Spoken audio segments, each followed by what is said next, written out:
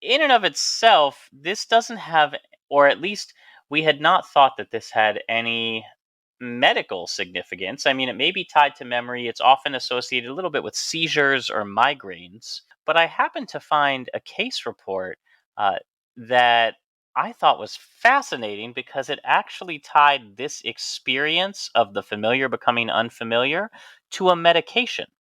Is this going to be a hallucinogen of some kind or like a ketamine that puts you into like a trance-like state? No, no, it's a muscle relaxant. Um, Oh, okay, okay. so a 37-year-old man presented with new onset Jumivu, and Yeah. jamais vu is a Sure. mental Okay. state, as we said. It's a sense of unfamiliarity in a familiar situation. They were unrelated to any known factor other than his use of baclofen, which is a muscle relaxant that we'll often give for spasms. Most commonly, I tend to see it in multiple sclerosis patients, Yeah. but we have a We couple other uses for it. Yeah, we have it for children who have suffered any kind of traumatic brain injury or who have cerebral palsy and they have contractures in their muscles. So these episodes occurred as each dose of baclofen wore off and resolved after the dose that triggered it was discontinued. Once Oh, he stopped taking baclofen, he had no recurrence of the jamais vu. And yeah. this is the first known case report of jamais vu caused not only by baclofen, but by any medication.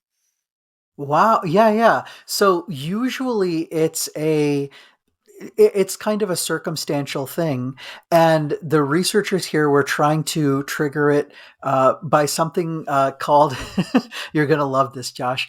It's called semantic satiation. So Ah, yes, thank you. No more semantics for me. I've had quite enough. I've had quite enough, exactly. Meaning that you have basically said or used up a word to such a degree that it no longer makes any sense to you, and the whole meaning of it kind of drops away. Another way that people talk about it sometimes is to do dissociative staring, where they kind of like stare off into the distance. So these kind of circumstances trigger this sense of jamais vu. So deja vu is the opposite, right? It's the feeling like, oh, I've been there before. I have done this, even though you've never done it. Jamais vu is I should know what this is or what I'm doing or where I am, but I'm lost, and it can be quite discomforting and disorienting. Actually, this isn't the same as dementia. This isn't the same as being completely lost, but it's this weird, quirky, peculiar feeling that this gentleman, the 37-year-old man, had because of the baclofen, and that our researchers were trying to find using the semantic satiation. So, congrats to Dr. Chris Moulin and Akira O'Connor, and all of their wonderful, wonderful people for their Ig Nobel Award. That is about as mature as any of the research we're going to cover today. It is, but it actually does have a lot of importance in understanding, kind of the basis of this phenomenon in neuroscience. But because it didn't have like an exact place of, where to put it, or how to like put it in, they had to invent the literature prize. I know the Nobel Prize is given for literature, but the reference was called the induction of jamais vu in the laboratory, word alienation and semantic satiation. So, moving on to our next Ig Nobel winner, Oh yeah. this research actually began in 2020, and we'll circle back around to that in a moment. But I want to ask, how many smart devices do you currently own, Santosh? I have not gone deep into the Internet of Things, Josh, that has connection to the internet and that can read my various things. I do have a smart scale that helps me trend my weight by communicating with an app and a Bluetooth device. So that's one. And I do have one of those fancy schmancy toilets, which turn on a heating element when I sit down on it and sprays some pretty perfume and then automatically flushes when I stand up. So that's more sensor. I don't know that that's smart. I mean, there's smart watches, there are smart Oh, sure. fridges, there are Smartphone, sure. smartphones, there are smart vacuums. My inherent distrust of technology means the only device of passable intelligence I allow in my house is the smartphone, and even that I probably give far more information to than I should. But as Okay. time goes on, our devices are getting smarter and smarter. So, what Yes. is the one device that you think is ready for an intelligence upgrade? Uh, this isn't going to be something obvious like, my computer, for instance, No, no, no. having. What's a device in your house that could Okay. be upgraded from being a dumb ass? Is that a hit? Are you trying to walk me towards smart toilets? Is that where we're going? We are talking about smart toilets, Yay. Okay. and we're this is part of a team. Researcher Sung Min Park Okay. invented the Stanford toilet. That's right. Their mascot's a tree, and their Ig Nobel Prize is for a toilet. I Stanford, you love are it. really coming out on top. Just a royal flush of inventions. But sure. So, what makes this toilet so smart? It uses a variety of technologies. We're going to go into these. This is fun. Yeah, So, it's a urinalysis dipstick test. uh-huh. Not dipstick as in, hey, you dipstick, but in it can indicate protein or acidity, Yeah. glucose in the urine. It has a computer vision system for defecation analysis. If Mhm. that doesn't creep you out, it has an anal print sensor paired with an identification camera and a telecommunications link to monitor and quickly analyze and report the substances that humans excrete. Now, we just went over a lot there, and I feel like we need to backpedal a little bit. The Yeah, first thing that yeah. caught my attention is anal print sensor with an Yeah. identification camera. Yeah. So this was one of the original innovations, just like you said, going all the way back to 2020 when Dr. Park et al. Published a mountable toilet system for personalized health monitoring via the analysis of excreta. And we'll definitely link this study down in the doobly doo. But the picture in this study that they put in here, and so this, by the way, Josh, this is a Nature paper. This is Nature Biomedical Engineering. Hey, Santhosh, when nature Yeah, calls. when nature calls. So they have a beautiful illustration of like the pressure sensor, which senses, when you actually sit down, and then the anal print scan. So the anal print scan is not like, your thumbprint when you Oh, put it it's on. exactly No, like your fingerprints. no, Everyone, well, you may not have realized this, but your anal print is a unique and delicate snowflake, just like your fingerprints. And the reason we know this is yeah, that the whole point of the toilet was to provide precise, individualized health feedback. So they needed to make sure the toilet could discern between users. yeah. To Well, and you no, you no, could put no, the wait for it. yeah. Wait Okay, for it. okay, It okay, gets okay, better okay. because I know what you're thinking. Yeah, Why not just make a fingerprint lever on the flush? And they yeah. did. Uh They huh. did. The team then realized, however, that fingerprints aren't quite foolproof. What if one person uses the toilet, but someone else flushes? Or what if the toilet's of the auto flush variety? These are the questions that we depend on scientists to answer. So they added a small camera or a small scanner that images the a certain part of the body you might call the polar opposite of facial recognition. What I was gonna say is your thumbprint or your fingerprint has to be usually pushed up against a sensor, like on a glass or something. in this particular case, as you sit down and your cheeks spread a little bit, and there are some obstacles here, right, Josh? Because in order for it to get a good camera view of the anus, there can't be too much meat in the gluteus. You have to open up, kind of there. But that happens when you sit or when you squat. So you have a photographic system, a lot like your facial recognition one when you hold your phone up to your face. And then it says, oh, it's Josh. Or, oh, it's Santhosh. You can And then didn't Dave it Chappelle make a joke about going to the bank like that? Just like, oh, hold they on, let me just identify yeah. myself for you. Oh, Mr. Chappelle, right this way. Yeah. Oh, that was the yeah, that was the spread your cheeks and lift your sack. Hmm. It's like I remember that bit absolutely. But yeah, it is so unique that you can definitely identify it. So you can have multiple users on the same smart toilet.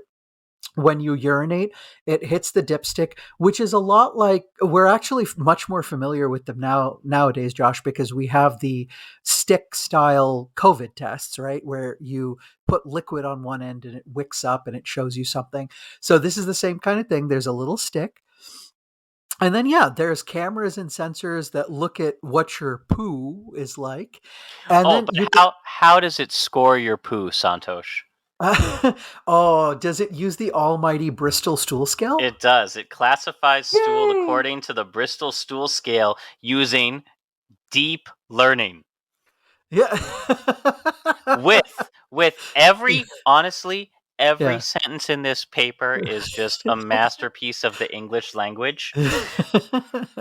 Yeah, So, absolutely. the smart toilet, which is self contained and operates autonomously by leveraging pressure and motion sensors, Mhm.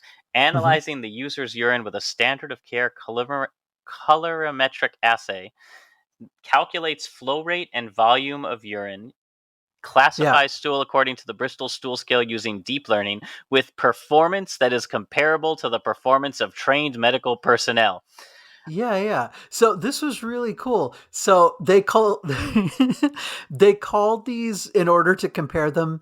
They created what's called a confusion matrix comparison to compare colorectal stool classifications, and they had two surgeons in there, and basically at first they showed the pictures to the computer, and then they fed in what the impression of the colorectal surgeons were in terms of what the stool was, and they taught the program to say, "Oh, that's a Bristol stool 1 or a Bristol score 2, etc., all the way up to 7."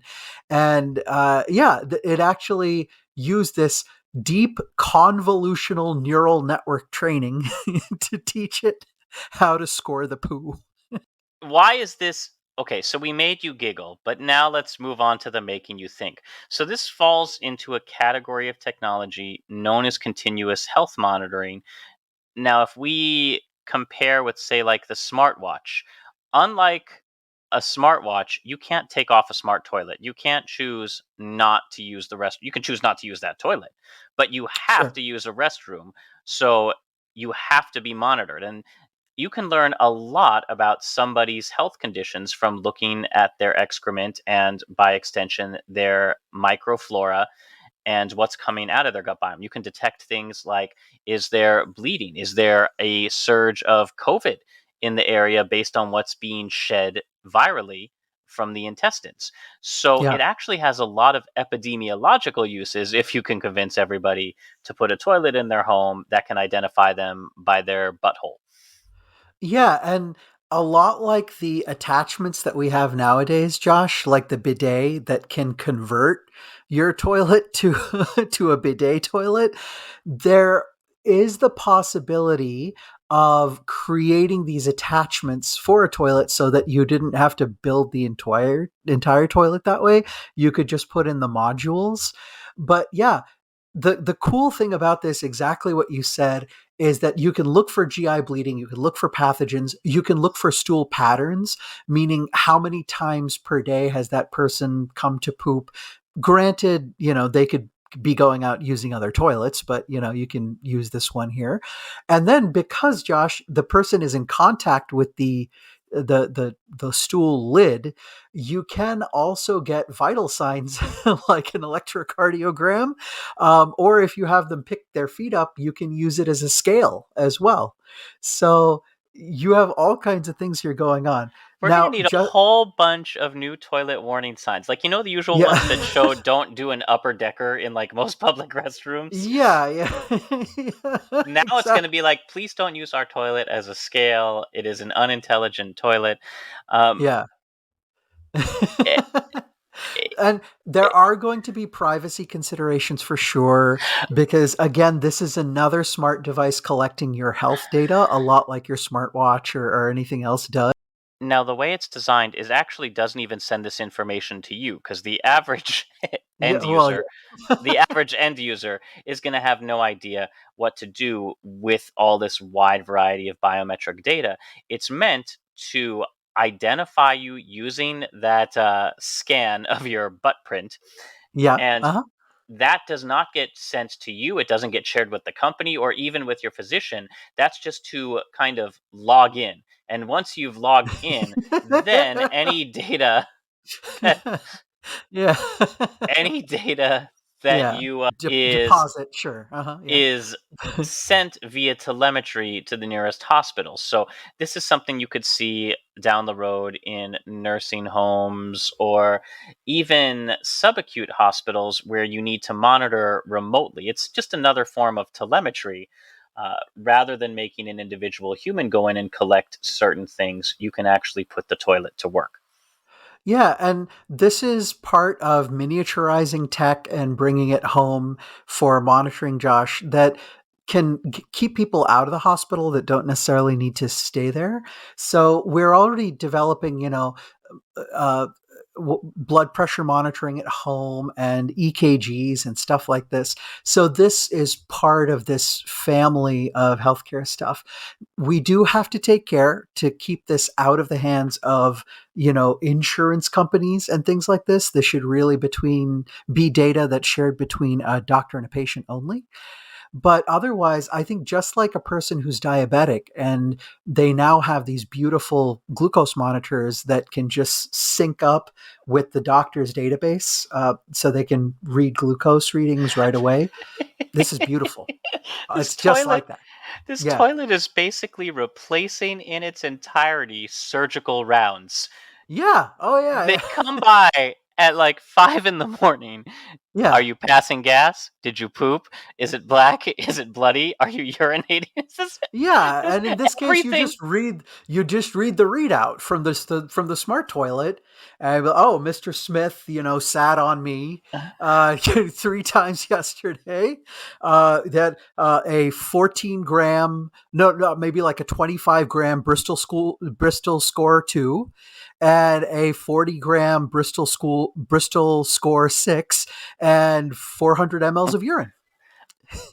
If I No wasn't blood. so busy being immature, I'd be super excited about Oh, this. so good. Oh my gosh. But you're absolutely right. This could be like a electronic physical exam and little mobile history. It's so good.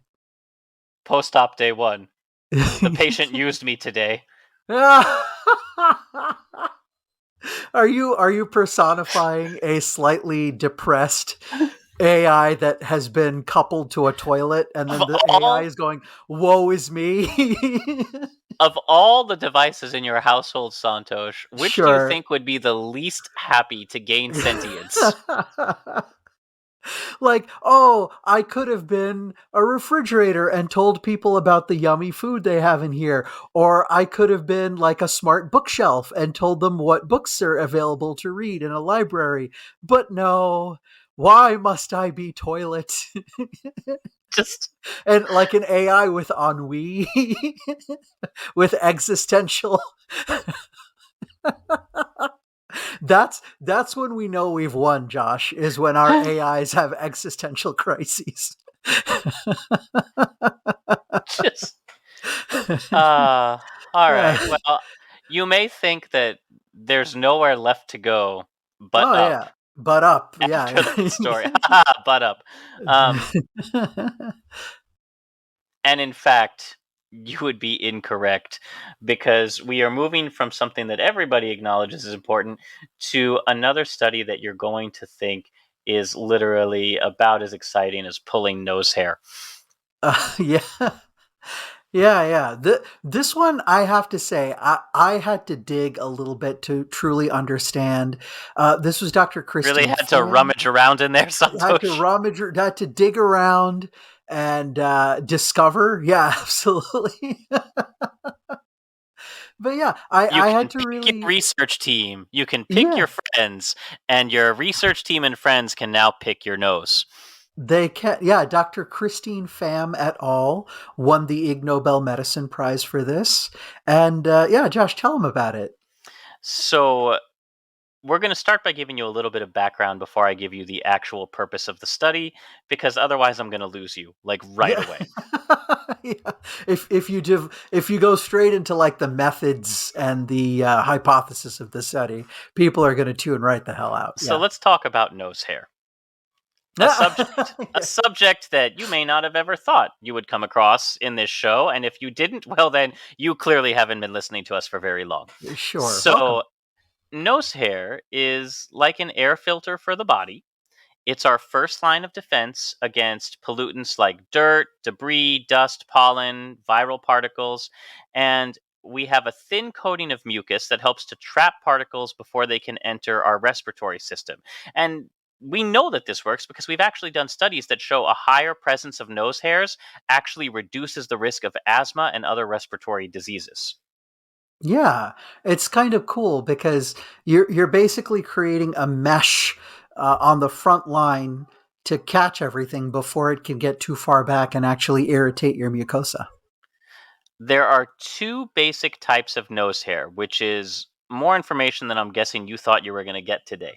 Sure. Okay. Vibrissae, vibrissae, which are the longer hairs that act as a primary filter for larger particles, and then cilia, which are tiny, small hairs that are deeper inside and designed to catch particles in mucus, and they move those particles to the throat where they can then be coughed up or swallowed. Yeah, yeah. So the cilia are not true hairs that you think of, keratin and that kind of a thing. They're these microscopic little cellular outcroppings that kind of, you can think of them kind of like waving around like sea anemones a little bit and just gently sweeping like that. But the hairs in front are the ones that, when you were sitting in grandpa's lap as a little like 5-year-old kid and you looked up and you just saw this forest. Oh, I'm so glad you brought that up because Santosh, we're all equipped with the same two types of nose hair, but as Yeah. we get older, beginning around our late 30s to 40s, Hmm. the longer vibrissia hairs become coarser and thicker, and that's when we start thinking about trimming.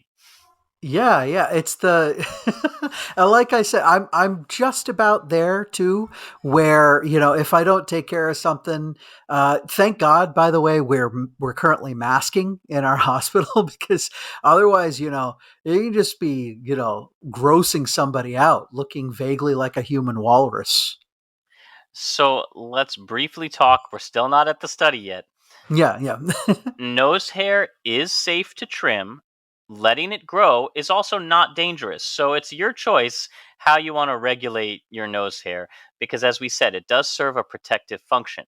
However, if you do decide to trim, only use a nose hair trimmer or scissors and only on those that go creeping past the nostril. Do you pluck your nose hairs? You shouldn't. Why No, shouldn't never. you? So these are quite sensitive hairs that sit they're not on skin the way that your other hair are on the outside of your body. These actually rest on very delicate mucosa, right? So You actually want to keep the follicle intact and you want the hair to be growing out to keep that mesh going, that, that filter for all of the bad stuff from the outside. But two, when you pluck, you really harm the follicle, the base of the hair. And that irritation and inflammation can actually turn into pathology later on if you keep at it over and over and over.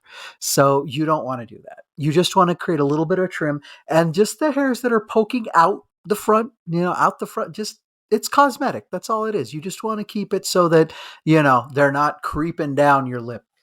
Yeah, and by plucking, you increase the chance of ingrown hairs, of infections like folliculitis, or a nasal vestibulitis, which is an infection of the nasal cavity. And there's even several studies that show nasal hair plucking is actually a risk factor for nasal vestibulitis in about 14% of cases. And there's not a ton of nasal vestibulitis cases. Yeah, yeah. So But if 14% is a it's a not insignificant number. yeah, as with all things in cosmesis, right? If you overdo it, you're going to cause problems. Jada Pinkett Smith. Is that a typical Dr. J segue? It is. Don't worry, I'm coming around to a point. Wait, but are you going to remember to keep keep her name out of your friggin' mouth from now on? Don't worry. Will's not around. I checked for the Fresh Prince. Yeah. Well, if there are no I've been Fresh Prince tricking around, him. then yeah. Okay. So, Go ahead. alopecia, or specifically alopecia areata, is an inflammatory condition associated with hair loss of the scalp, eyelashes, eyebrows, and nostrils. Why is this important? Well, a lot of alopecia patients have significantly increased risk of allergies and upper respiratory infections and nasal dryness due to the lack of nose hairs. But the quantification of nose hair and the effects of lack of nose hair on quality of life and health has not been studied yet in depth until we Yeah. come to this year's Ig Nobel Prize study. And Oh my Santhosh, God. what's the name of the paper? Measurement and quantification of cadaveric nasal hairs. That's right. You heard properly. Cadaveric, meaning they went and saw dead people. 20 cadavers from a medical school in Southern California had. Irvine, go anteaters. That's even better. Yeah.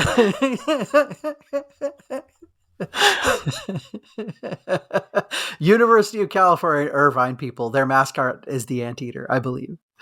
Yeah. So, researchers in 2020 used a measuring tape to check the length of nose hair as well as individually count the number of hairs on each side to see if people were left or right nasal dominant or if that even made a difference.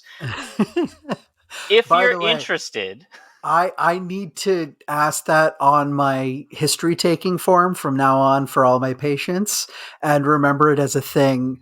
Like, are you right nasal or left nasal hair dominant? the average number of nose hairs was 120 in the left and 122 in the right. I don't Okay. know what Oh. to do with that information. Well, let me put it this way. So this is kind of the cool part, Josh. So just as with everything, when you want to study a biological phenomenon, you have to establish some form of a baseline.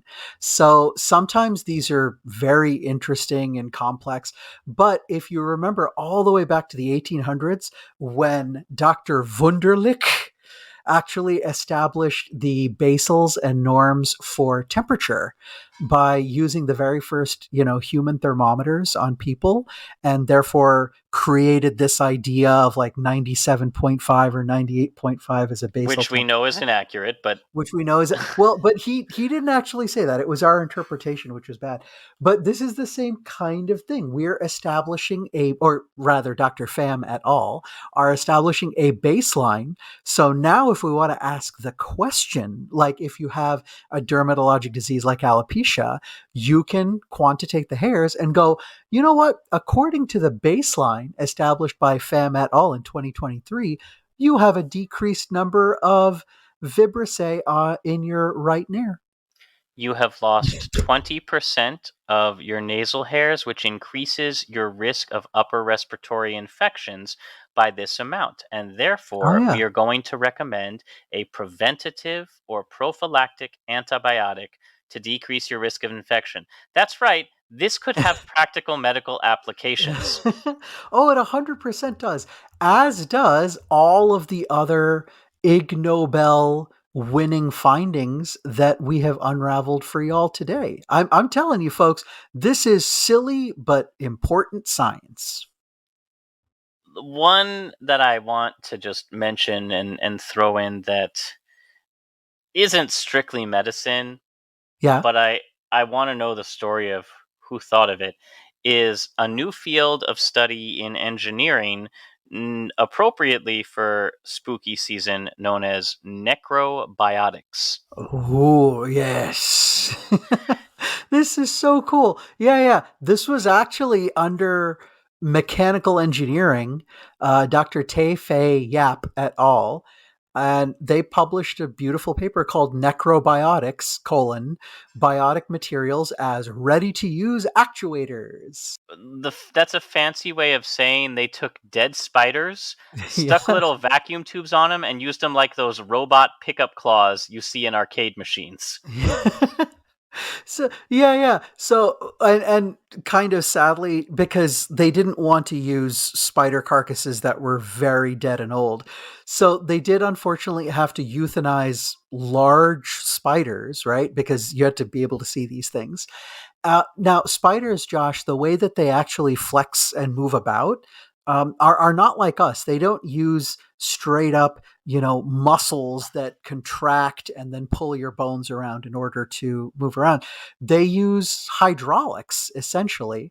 So if you were to kill a spider and drain out the fluids and things like that, and then use a needle to drive the hydraulics of the legs by yourself, then you basically create a dead biological claw machine that can pick stuff up. That's This is got so creepy. exactly nothing to do with medicine, but we felt you, our listening audience, needed to know that.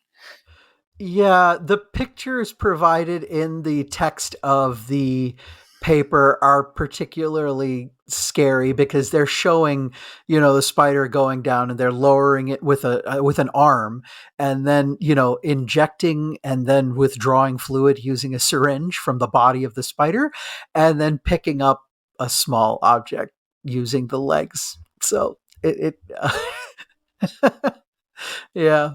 So that's it for this week. And I think we have adequately proven that there are no stupid questions, but there may be quite a number of silly researchers.